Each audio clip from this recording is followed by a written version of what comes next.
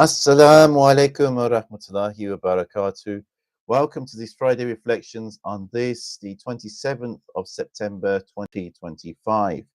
Today we're going to continue with our life and leadership lessons from Surah al-Kahf using the book by Professor Dr. Hassan Mohi-ud-Din Qadri. We are continuing on page 62 of the book, titled The Dog and the Cave, The Dog of the Cave.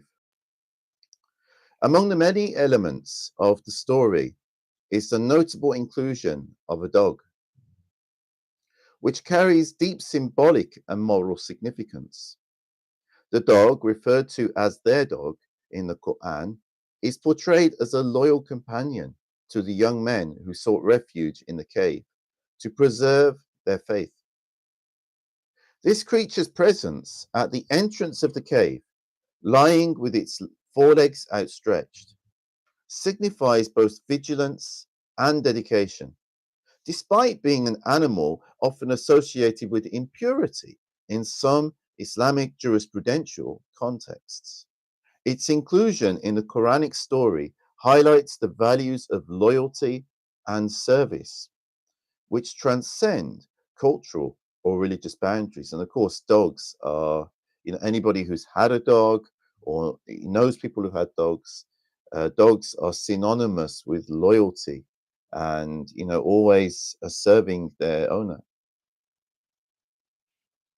In Islamic tradition, the role of the dog in this narrative underscores an important lesson: proximity to righteousness and good company, which elevates one's status, regardless of one's inherent nature or societal perception. This is evident in how the dog became part of a miraculous event, with its resting place transforming into a site of divine intervention and protection. Mevlana Rumi also paid tribute to this dog. In Rumi's tribute to the dog of the cave, Aflaki, in his famous, which is related in Aflaki's famous biography of Mevlana Jalaluddin Rumi, which is called Manaqib al-Arafin, writes, "One day, Mevlana Jalaluddin Rumi was standing at a crossroads, and the people of the city gathered around him. He continued to impart wisdom until the evening prayer. When night fell, the city's dogs gathered around him. He looked towards them repeatedly and continued to deliver his teachings. The dogs were wagging their tails and barked as they interacted with Mevlana. From humble creature to companion of light, the dog's role serves as a reminder of the inclusiveness and mercy of Allah. It demonstrates that faith and devotion are not limited to humans alone, but can be reflected in all of Allah's creations. This aspect invites readers to contemplate the universality of values such as loyalty, companionship, and vigilance. In his Mathnawi, Mevlana Jalaluddin Rumi states, "The heads of all the lions in the world were laid low when he, God, extended a hand to bestow favor on the dog of the companions. What harm can come to him from that repelling form, since his soul is submerged in the ocean of light?" Another famous Sufi poet, Sheikh Saidi, pays tribute to the dog of the cave in these beautiful words: "For a few days, the dog of the companions of the cave kept the company of the righteous, and through the blessing of such holy souls, even a dog was transformed into a man." The story of the dog of the companions of the cave conveys spiritual lessons, especially when viewed through the lens of Islamic mysticism and the teachings of the spiritual guides. The hadith of the Holy Prophet Muhammad ﷺ, which describes the dog's inclusion in divine mercy due to its loyalty to the righteous youth, serves as a poignant reminder of the transformative power of companionship with those beloved to Allah.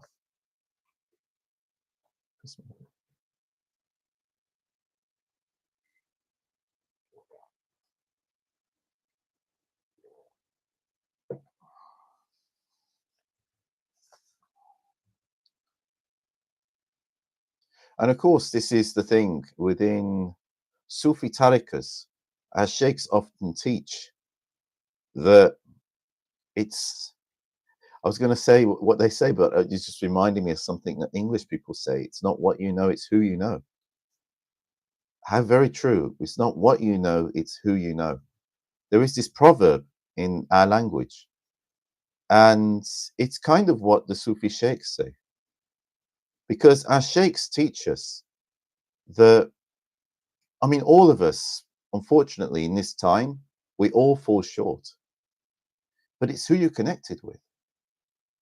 This dog was blessed because it kept the company of the companions of the cave, devout, God-fearing people who were saints. Similarly, if we keep the company of saints, then even if we are not where we should be in everything, even if we're falling short, we will still be in the company of saints. Just this fact alone can actually raise our station.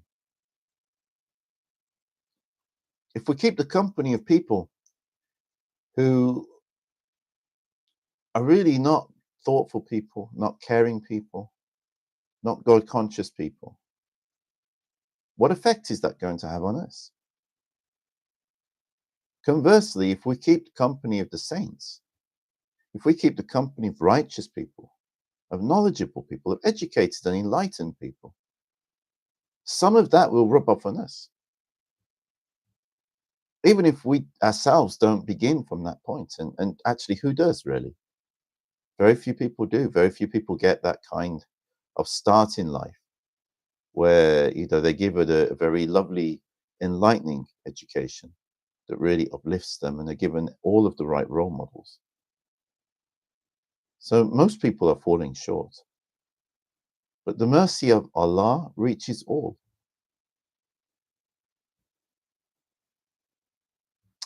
The power of righteous company. In the company of the awliya Allah, the friends of Allah, even the simplest of beings can achieve an elevated status.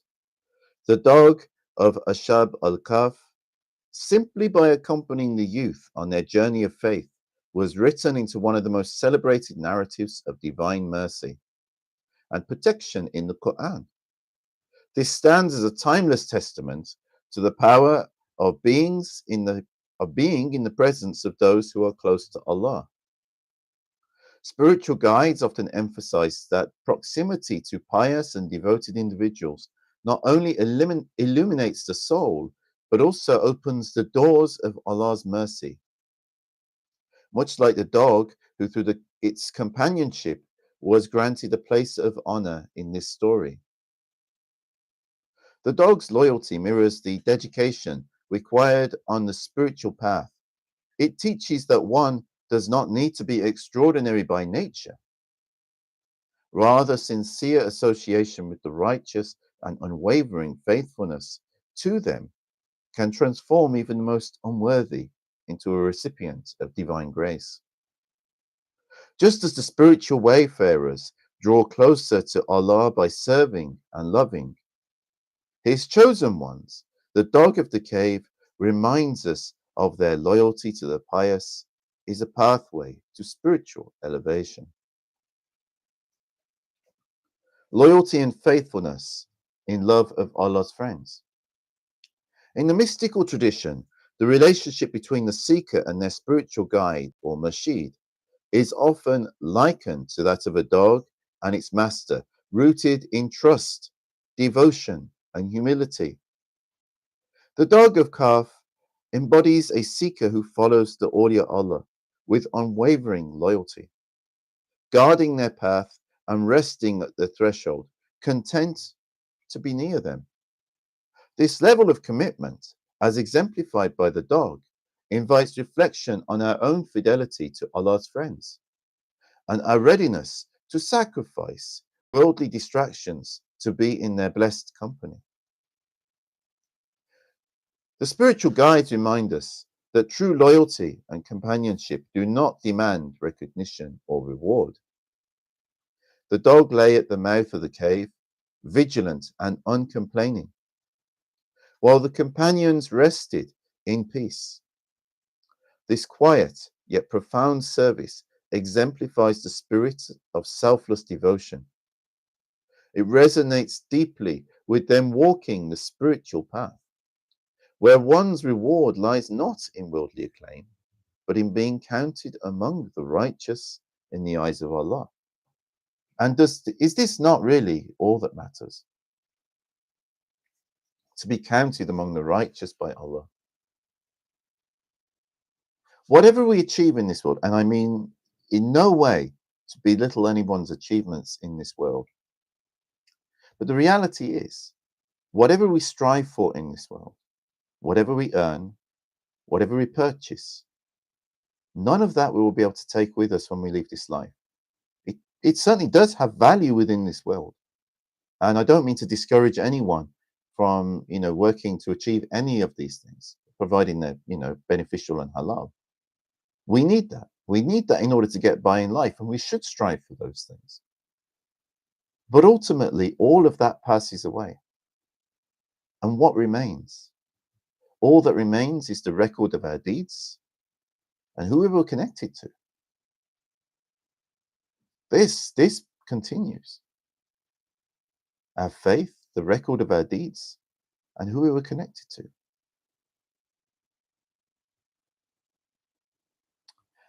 Lessons for the business and corporate world. The story of the dog of Kahf also imparts valuable lessons for the modern world, especially in business and corporate environments. Bismillah.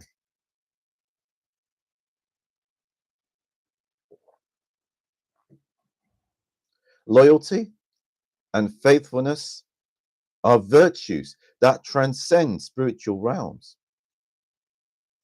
and are equally essential in professional relationships.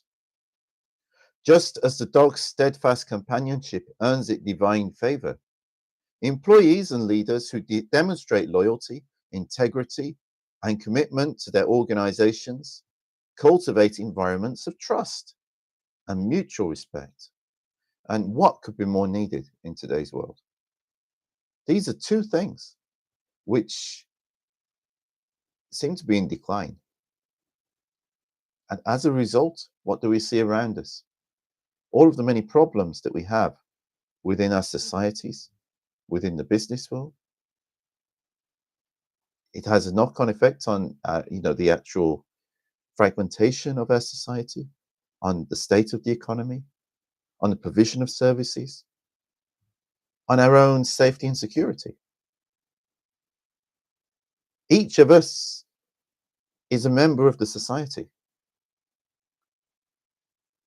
Each of us has a part to play. If we play that part well, and other people play that part well, then we'll have a harmonious society. And we shouldn't look at everybody else and say, well, they're not doing it, so we don't. If other people are not doing it, lead by example. Lead by example, and that in itself will have an impact on those around you.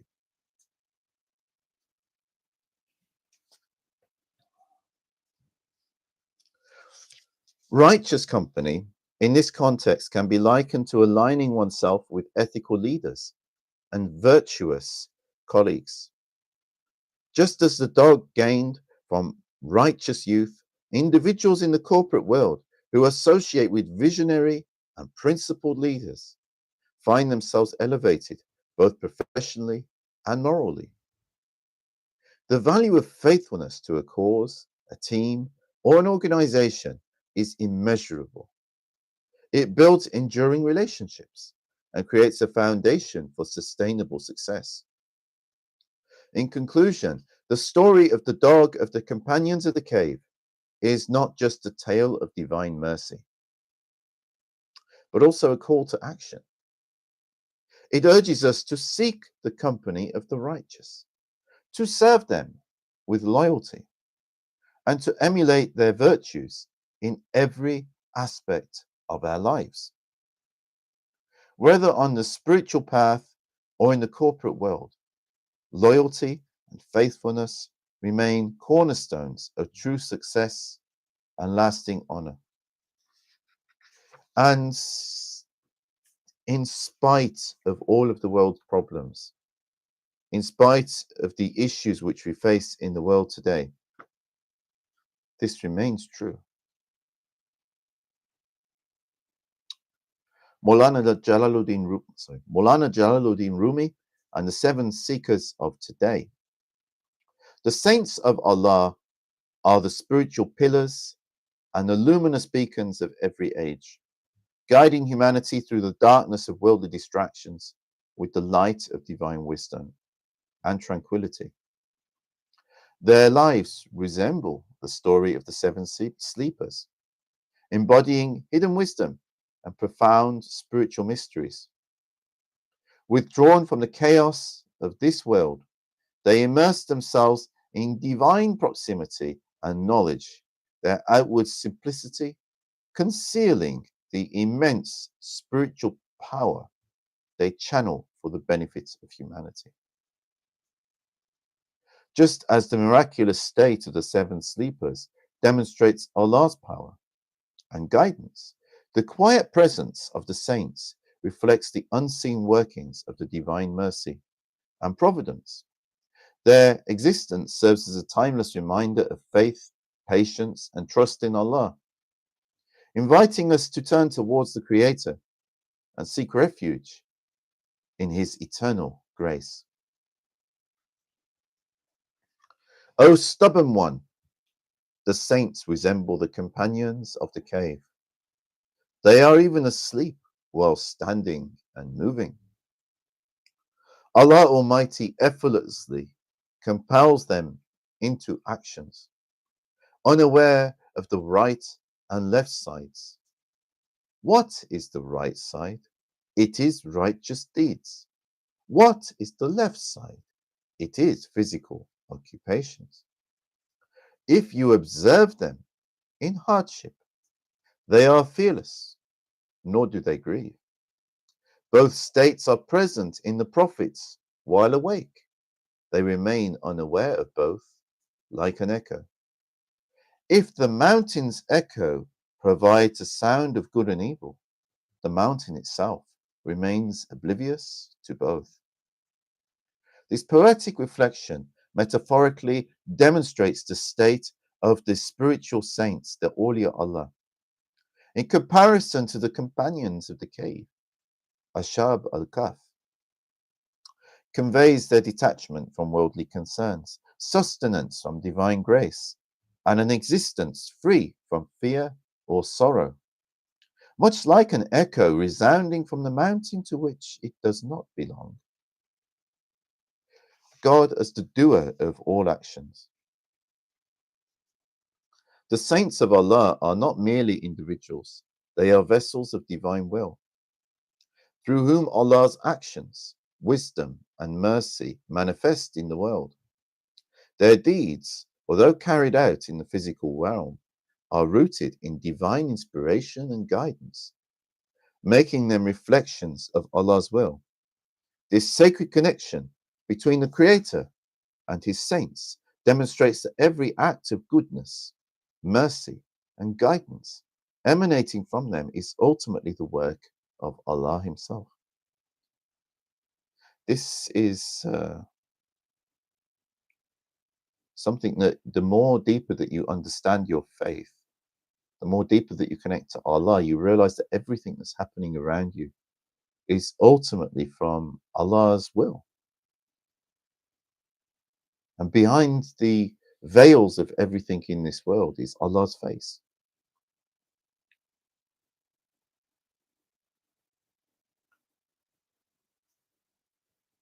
So through these acts of goodness, mercy, and guidance. Allah extends His light, blessings, and assistance to all humanity, fulfilling His divine decree. Their existence reminds us that the true doer of all actions is Allah, and His saints are but instruments through which His will is made manifest. Recognizing this divine reality calls us to humility, gratitude, and a deeper connection with Allah. Understanding that His will flows through all things, but most profoundly through the lives and actions of His chosen servants. The Prophet Muhammad, peace and blessings be upon him, beautifully explained this divine connection in the following hadith narrated by Abu Hurairah, may Allah accept him. The Messenger of Allah said, "Indeed, Allah has said, whoever is hostile to one of my guardians has declared war against me. The most beloved of deeds through which my servant is closer to me are those that I have enjoined upon him, and my servant continues to draw closer to me through voluntary acts, nawafil, until I love him. When I love him, I become his hearing, with which he hears, his sight, with which he sees, his hand, with which he grasps, and his foot, with which he walks. If he asks me for anything, I will surely grant it to him, and if he seeks refuge with me, I will surely protect him. And I do not hesitate about anything, as I hesitate about seizing the soul of my believing servant. He dislikes death, and I dislike harming him." This hadith encapsulates the intimate relationship between Allah and His awliya Allah, His friends or guardians. Begins by emphasizing the sanctity of Allah's saints, declaring hostility against them as a declaration of war against Allah Himself. This serves as a powerful reminder of the saints' exalted status and their connection to Allah, urging believers to respect and honor them. The hadith highlights that the path to becoming a believed servant of Allah.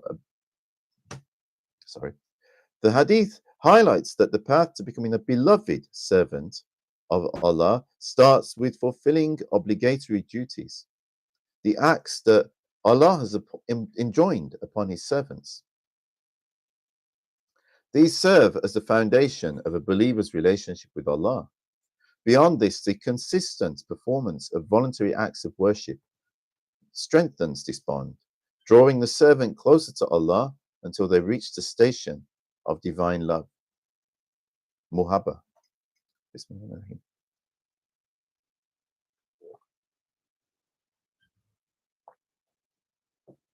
At this stage of divine love, the servant becomes a vessel of divine will. The phrase, "I become his hearing, his sight, his hand, and his foot," signifies that the saint's senses and actions are fully aligned with Allah's will. So when we're saying the saint, this is a translation of awliya Allah, the guardian or friend of Allah. He's being connected here. This is a traditional interpretation. It's being connected here with this hadith, which is talking about the state of ihsan. The state of ihsan is a very high level of God consciousness and connection with Allah. Potentially, any human being can achieve this. Everyone has that potential, but it depends whether we develop it or not. So the saints are still human, very much so. They're only servants of Allah. But through serving Allah loyally and developing God consciousness, their state, their station rises. I mean, it's just like you can't say that someone who has achieved a great thing, like they're a tremendous engineer who built an amazing building, or someone who has trained and achieved, feats of physical endurance, like, being the best in their sport or something, or someone who has traveled into space and been an astronaut and had to go through years of training in order to achieve that. We can't say that they are the same as someone who hasn't achieved those things. Similarly with someone who is a scholar, an alim, or someone who is spiritually awakened and they are an a wali Allah, an awliya Allah.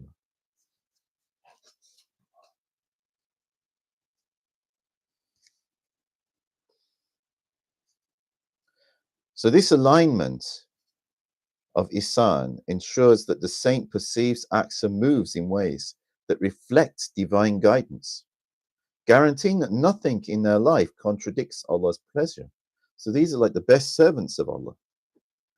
Such a state represents the ultimate surrender of the soul, of the self, sorry, the nafs. It's not the soul, that's the self, the nafs. And the complete embodiment of divine trust, tawakkul. Furthermore, Allah's promise to grant the saints prayers and provide protection underscores the extraordinary support and proximity He extends those who have dedicated themselves to Him. It's through that dedication, through those efforts, that Allah comes closer to that servant and supporting that servant more and blessing them. The hesitancy mentioned at the end of the hadith, Allah's reluctance to take the soul of the believing servant, reflects the tenderness and love with which Allah regards His awliya. It illustrates the profound relationship between Allah and His beloved, where even death is approached with compassion. This hadith reminds us that Allah's saints are living embodiments of His will, guiding humanity with their actions, prayers, and presence. Their example calls us to seek closeness to Allah through sincere worship, humility, and the purification of the heart, allowing His light to manifest through us in service to the world.